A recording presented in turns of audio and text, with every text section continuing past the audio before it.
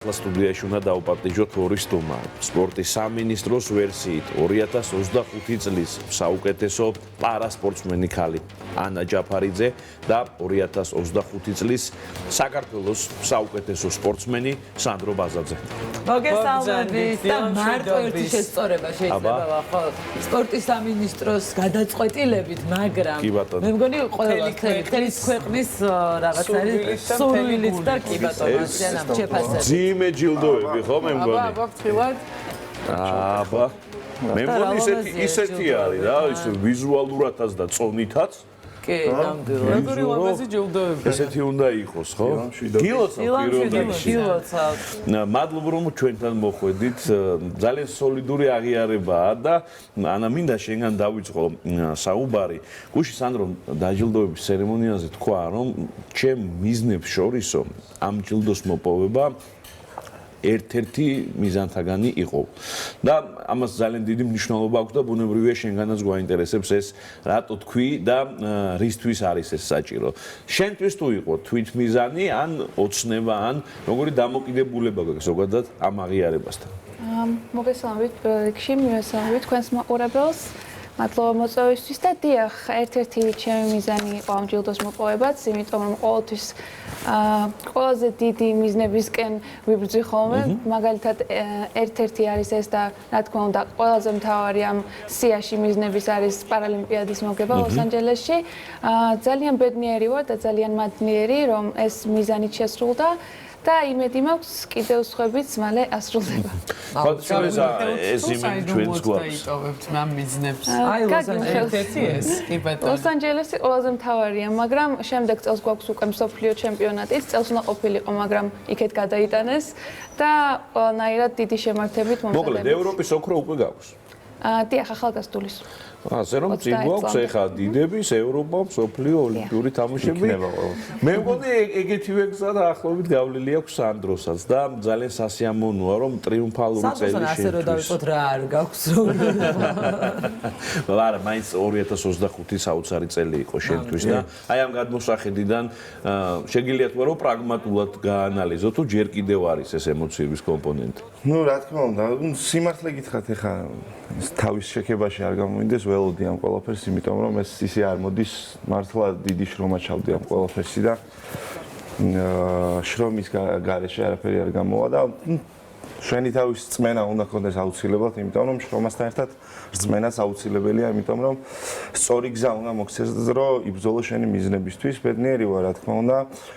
და მინდა ვისარგებლო მომენტით, მადლობა გადაუხადო პირველ რიგში გულშემატკივარს, რომლებიც მთელი ამ დროის განმავლობაში გვერდში მედგნენ და ბედნიერი ვარ, მაგრამ კვლავ გრძელდება ბრძოლა იმ თავარი მიზნებისთვის, ჯერ არ არის შესრულებული მისია ბოლომდე და ყველაფერი წინ არის. რა არის მისია, მაინტერესებს აი 2026 წლისთვის. 2026 წელი კიდევ მსოფლიო ჩემპიონატი და მინდა რომ გავაორმაგო, იმიტომ რომ ამ სპორტში რატომაც არა. რატომაც არა, შესაძლებლობა არის, რა თქმა უნდა.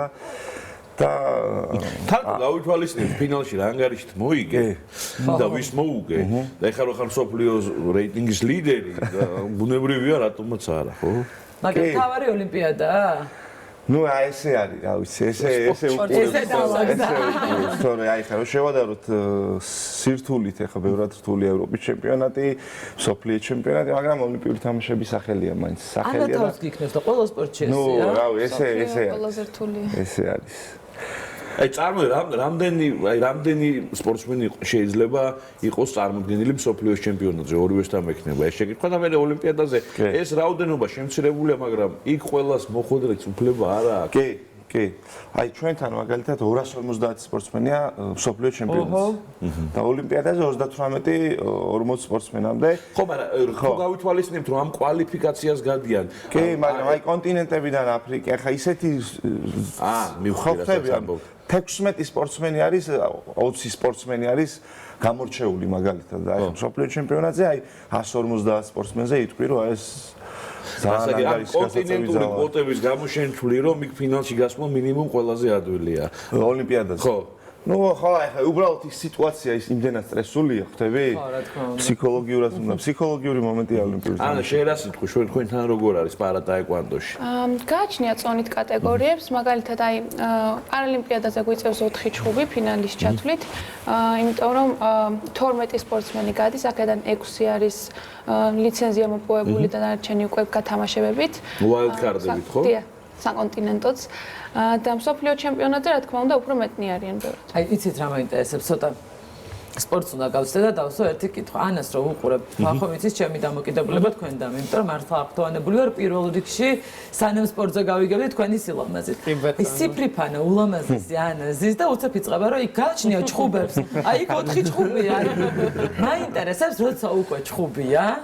აი ამ დროს აი რაღაც ალბათ გარდაქმნა ხდება ხო ერთია ჩვენ რას ხედავთ ანაში იმიტომ რომ მართლა ულამაზესი ხართ და მეორეა რომ აი იქ რა პროცესებს გადის იმიტომ რომ აი ფსიქოლოგია ახსენას ანუ სპორტში ზოგადად ძალიან მნიშვნელოვანი როლი აქვს ფსიქოლოგიას აი თქვენი შემართება რას მოაქვს ხოლმე ამ დროს გეთანხმებით დიდი მნიშვნელობა აქვს ფსიქოლოგიას იმიტომ რომ მე თავიდან რომ დავიწყე ყოველთვის ძალიან ნერვიულობდი და შესაბამისად ეს სპარინგშიც ხელს მიშლიდა ძალიან და შემდეგ უკვე გამოცდილებამაც მოიტანა და ასევე რამდენიმე მოგებამაც ცოტა საკუთარ თავში რწმენა მომცა დამაჯერა და მის შემდეგ აი ტატამამდე შეიძლება ვინერვიულო მაინც მაგრამ აი მანდ რო დავდგები უკვე ყველაფერი მავიწყდება საერთოდ აი კონცენტრირებული ვარ საქმეზე განწყობისთვის რამე ხერხს იყენებთ მაგალითად ზოგი ლოცვას მიმართავს ზოგი მუსიკას უსმენს ზოგი ახლობელს ელაპარაკება ვიცით სპორტსმენები რომლებიც ლექსებს ამბობენ მამაღლა და საოცარ შედეგებს აძლევენ კი ბატონო ან თქვენთვის რა არის თუ საიდუმლო არის ძალიან პირადია მესმის მაგრამ საინტერესოა ყველა საინტერესებს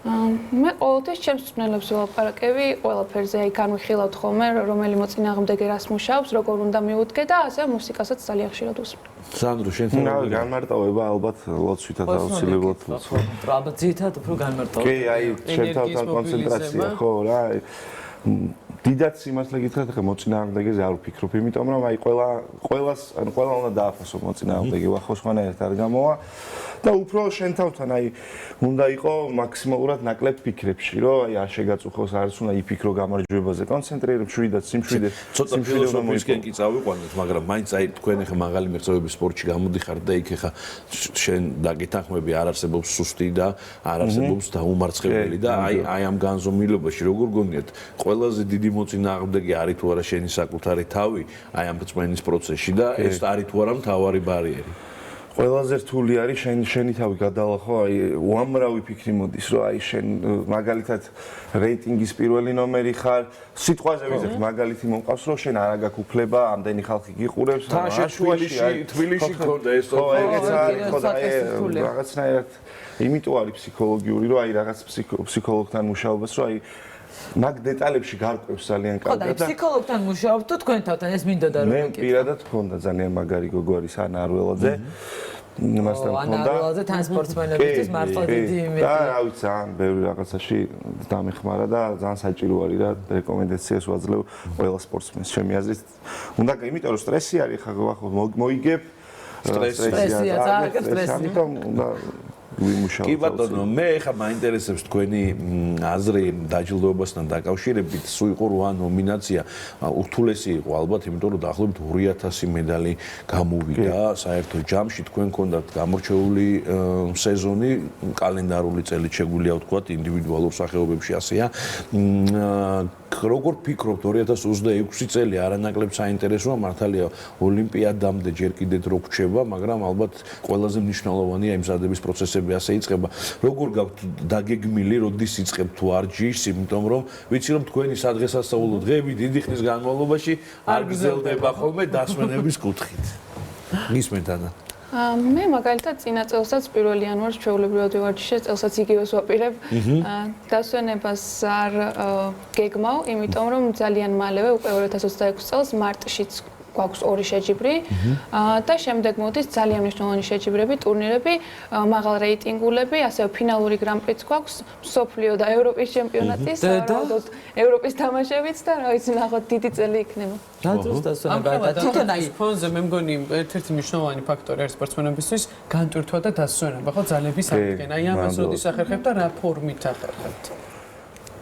იტყვია? თქვენი დასვენება როგორ გამოიყურება სპორტსმენების? სახლში ყოფნით, იმიტომ რომ გარეთ თუ გავდივარ ან რაიმე მეგობრებთან ან განტვირთვა და რაღაცა სპორტულად და ფიზიკურად ვერ ვისვენებ ვერანაირად, ამიტომ ყველაზე დიდი მნიშვნელოვანი დასვენება და შედეგიანი დასვენება ჩემთვის არის სახლში მარტო ჩემ თავთან ყოფნა. და ანა, ესეც აი ამას სპორტსმენებს ძალიან ხშირად ვეკითხებით ხოლმე ჩვენ სტუდიაში. გარკვეულწილად ესეც თავისთავად არის ძალიან დიდი სტრესი, ხო? უარი თქვა მეგობრებთან ერთად გართობაზე, უარი თქვა რაღაც კონკრეტულ საკვებზე, სასმელზეც ალბათ როცა რაღაც ასაკში ხარ და გინდა რომ მეგობრებთან ერთად ამ ფორმით გაერთო. აი ამას როგორ ვახავთ? აი რა აბალანსებს თქვენ ცხოვრებაში რაღაცის ნაკლებობას, რასაც თქვენ მეგობრებთან ერთად გართობა. აი როგორ ვახავთ ამ პრობლემას დავარქვათ? არის პრობლემა, გამოწვევა ხო ალბათ უფრო. თანდო თბილისში თან ძნელია, ხო იცი, ყველა გეძახის, ყველა შეინახვა უნდა. აღნიშნა შენი ამბავი და ხო, ანუ რთულია, მართლა რთულია, გინდა ეხა ადამიანი ხარ, ხო, ჩვეულებრივად ეხა იკრიბება, ეხა ყველა იკრიბება, გააქვს რომ ეხა საბედნიეროდ ცოტა უფლება მივეცი შენთო სოფლიოს მერე, დავისვენე ცოტა ხანი და აღვიდგინეს ზალები. რა ეხა უკვე დაუბრუნდი ჩვეულებრივად აქტიურ სპორტს. უკვე 11 იანვრიდან იწყება პირველი ეტაპები და რა გრაფიკი საცივთან ურთიერთობას არ გვაცხადებს ქართული სპორტით, ხო იმდენი ევროპის ჩემპიონატი. ხო, თუ გინდა რომ იმ რეიტინგში შეინარჩუნო ის, ხო იცი რა აუცილებელია რომ იქ იყო. უნდა იყო. თუ გინდა რომ შეინარჩუნო და მიიღო მონაწილეობა. ესეთი კითხვა მაქვს, აი აღდგენ დასვენება აღდგენასთან დაკავშირებით. აი მაგალითად სათამაშო სახეობებში ფეხბურთელების მაგალითი ავიღოთ, იგივე კალათბურთელებზეც, როგორც ვიცი. მოკლედ, როდესაც არიან ახალგაზრდულ ასაკში, რომ დასვენების პერიოდში კარგად ისვენებდნენ, მერე კარგად ვარჯიშობდნენ, ფორმაში შედიოდნენ.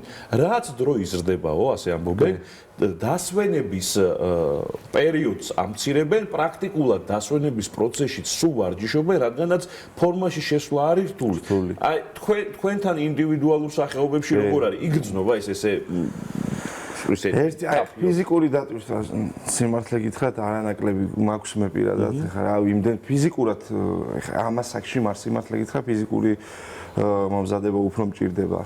ძალიან ხო ხტები ხა იმიტომ რომ კი წინ დავკარვინი ხარ მაგრამ ბევრი ხო როდესაც ხა ის 20 წლის ბიჭი გამოვა შენ და შენ უკვე ხა მე 32 წლის ვარ ხა არ ვარ ძალიან ბებერი. არა ნამდვილად მაგრამ კარგად გაზრდილ ხარ.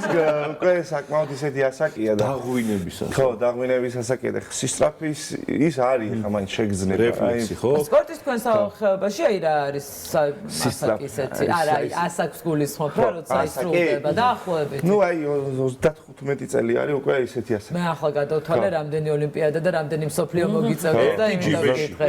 ერთი გადადებულია მინიმუმ და მე ნახოთ რა იქნება. ან შენ როგორ უყურებ ამ დასვენება აღდგენას შორის ხო არ არის თქვა ესეთი მნიშვნელოვანი რომ იყო დაკვირვებული რამდენი დღე დაისვენო რამდენი ვარჯიშო თუ ჯერჯერობით თავისთავად ხდება ეს ყველაფერი. მე ვფიქრობ ყველაზე სწორი მიდგომა ამ ყველაფრის მიმართ არის რომ შენს ორგანიზმს უსმინო, იმიტომ რომ ესე წინასწარ ვერ გადაწყვიტავ ან ვერავინ ვერ გეტყვის რამდენი ხანი უნდა დაისვენო. აი ორგანიზმი როგორც გაგზნობინებს თავს რომ აი უკვე მეყო ეს დასვენება, შემდეგ უკვე შეგიძლია დაიწყო დატვირთვა. ოღონდ მე პირადად აი ნელ-ნელა ვიწყებ ხოლმე დღეში ორჯერ ვარჯიშობ და დასვენების შემდეგ მაგალითად პირველი 3 დღე ერთ ვარჯიშს ჩავრთავ, მე უკვე დავუმატებ ორ-ორს და ესე ნელ-ნელა ადისწევ. მოდი ესე ვთქვა რა. რამდენი ხანი ვარჯიშობ ბოდიში? 2 საათი თითოს. ანუ ჯამში დღეში 4 საათი ვარჯიშობთ? დიახ. კარგი. ჩვენ მე მგონი საწუწუნო დასვენებაზე არაფერი. ჩვენ სხვათა შორის 3 ვარჯიშობთ, ვინც არ იცის და ეხლა უნდა გადავიდეთ 4 საათიან ვარჯიშებზე. ამ ახალწლებზე. კი ბატონო, ფაქტია რომ თქვენი ესეთი დამოკიდებულება, თქვენი ესეთი დასვენება, მე ვარჯიში ფორმაში შესვლა, კარგად მუშაობს. კარგად მუშაობს და ეს ჯილდოები და არა მარტო ეს ჯილდოები ამ ყველაფრისკენ მიგვანიშნებს. კიდევ ერთხელ გილოცავთ ამ აღიარებას. ნამდვილად არ არის საქართველოში აღიარების მოპოვება ესეთი მარტივი და იოლი. მინდა რომ წარმატებები გისურვოთ და კიდევ ერთხელ აღვნიშნოთ, ხო, რომ ისტორიული წელი იყო საქართველოსთვის. თითქმის 2000 მედალი 2025 წელს. საიდანაც ის თქვი კიდევ ერთხელ 42-ჯერ თქვით სიტყვა ისტორიაში პირველად. წარმოიდგინეთ, თითქმის 600-ჯერ აჟღერდა ქართული ჰიმნი მსოფლიოს სხვადასხვა 46 ჯერ? არა, თითქმის 600 ჯერ. არა, რამდენჯერ თქვით ისტორია? 42 ჯერ. 42 ჯერ და შედარებით ხო პატარა ქვეყანა ვართ ხარ აი წარმოიდგინე რომელთან შედარებით ვარ დიდი მოდი მაგით და მაგრამ ის არის აღმოჩნდა რომ ეს პატარა ქვეყანა ძალიან სპორტული არის და 42 ჯერ თქო იმიტომ ჩაგეკითხე რომ ამ 42-დან თავისი წილი და წვლილი აქვს ანას და სანდროს ხო ისტორიაში პირველად ნამდვილად ასე არის და ველოდებით კიდევ და კიდევ 2026 წელს რომ თქვენ თან მიმართებით ბევრჯერ ვიტყვით აი ამ ფრაზას რომ ისტორიაში პირველად მოიპოვეთ გამარჯვება და წარმატებები რა თქმა უნდა გისურვოთ მაგრამ ერთი რაც მინდა შენს გამოხმელება ხო ყურადღება და სანდრომაც აღნიშნა აი საქართველოში თამაში თუ შეჯიბრი ასპარეზობა ბოდიში ასპარეზობა განსაკუთრებით რთულია ალბათ აი მაგალითად მომღერლების გამსმენია რომ აი ქართველი მსმენელი ძალიან კრიტიკულია და თქვენთან მიმართებით როგორ არის რას გზნობთ რომ ესა თქვენ ქვეყანაში გაქვთ ასპარეზობა და რაგანს დაუწყოეთში კი აი პასუხისმგებლობა არის ძალიან დიდი გულშემატკივართან რა თქმა უნდა და აი უფრო ელოდროს აი როდესაც ახლა ტელევიზორიდან უყურებ ამ ყველაფერს მაინც სხვანაირად მშრალია და აი პირადად ჩემთვის ძალიან ამაღელვებელი მომენტი იყო. ეხლა სპორტის სასახლეში გესმოდა გულშემატკივრების ეს ყიჟი რა. აი ხოხტები ანუ ისეთი ის იყო რა, აი ეგეც უნდა გააკონტროლო, აი ყველაფერს რომ უსმენ კონცენტრაცია გაგებს. არა, თვითონ ის განწყობის შექმნის ეს ფაზები. კი, როგორ არა, ანუ ეგ აი ძალიან დიდი ძალიან გული დავწლებოდა რომ გეთქვა არა. არა, კი, ყველაფერი.